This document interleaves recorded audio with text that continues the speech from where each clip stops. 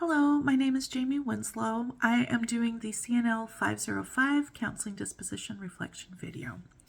The ACA Code of Ethics major sections are Section A, Counseling Relationship, B, Confidentiality and Privacy, C, Professional Responsibility, D, Relationships with other professionals, E, Evaluation, Assessment and Interpretation, F, Supervision, Training and Teaching, G, research and publication, H, distance counseling, technology and social media, and I, resolving ethical issues. My personal beliefs regarding the ACA Code of Ethics and their significance in counseling is that it is an important document that helps guide us as counselors to keep the client's best interests in mind, do no harm, and it is simply a jumping off point for us to make ethical decisions. It helps us, but it is certainly not the end all be all for any sort of ethical issues that may arise. So we have to be flexible and keep ourselves abreast of the things that are going on legally, and try to apply the ethics of our profession as best as we can to meet our clients' needs. Dispositions that are my strengths, I feel, are self-awareness, acceptance, and empathy. I feel like they all kind of go hand in hand. I try to be very aware of how I speak to others and to make sure that my facial expressions, my tone, my demeanor is helps them feel like a person feels like I'm receptive to whatever it is that they're sharing, that I'm not speaking to them with disdain or condescension, and that whatever body language I emit does not make them feel offended. You know, I want to be mindful of LGBTQ and maybe how a person identifies.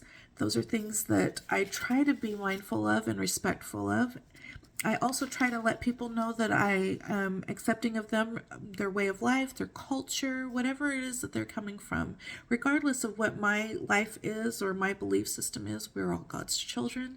He loves every one of us. And it isn't for me to judge a person's situation. My job as a counselor is to be able to understand a person, the situations that they're contending with, understand their belief system, and try to help encourage them to feel empowered, to find the solutions that they need to find to overcome whatever they're contending with.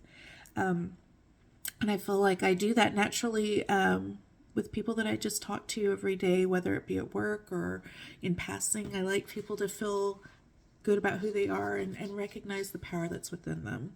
I also find myself to be a fairly empathetic person. I value people, and I try to speak to them with dignity and respect and let them know that, you know, I may not have experienced what they're experiencing, but I can certainly empathize and show compassion towards them, and hopefully that will help them feel some trust in communicating with me. Things that I need to grow in as far as dispositions are concerned. A couple of them are psychological fitness, and the other is professional identity. Obviously, professional identity is going to be an ongoing development. I'm just getting started in identifying myself as a counselor in training, and trying to meet up to the expectations of that can be a little daunting, but I look forward to it. I look forward to diving into education of it and learning as much as I can. But psychological fitness, I feel like I don't always put myself first or as a priority as far as my mental health and my mental self-care.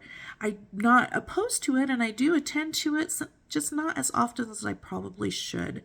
And I want to make sure that I'm not burnt out either privately or professionally, because I want to be able to be, available to my clients and be fully on board to meet their needs. The next thing was, how would I,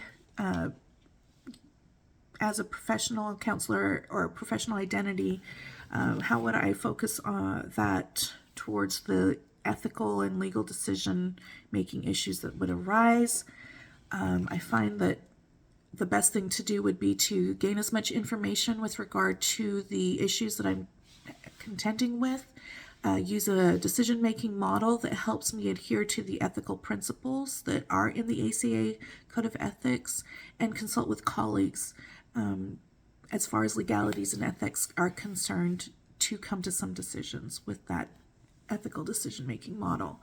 ACA member benefits, there are many. Some of them include discounts on insurances and rentals and hotels, platforms to discuss things with other members regarding trends and issues in the professional counseling arena, opportunities for advocacy, and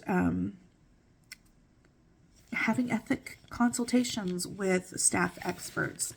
There's many more to list. One concern regarding the use of technology and its implications for ethical issues in counseling. I found that with technology, the biggest thing I noticed is the issue with confidentiality and privacy. As counselors, we can ensure that we are HIPAA compliant. We can't always ensure it on the end of our clients. So, are they in a safe space? Are they being overheard by family? Do they feel like they're safe enough to share the things that they're contending with privately? That's something that we need to address as far as working with technology. I hope this answers the questions to the best of my ability.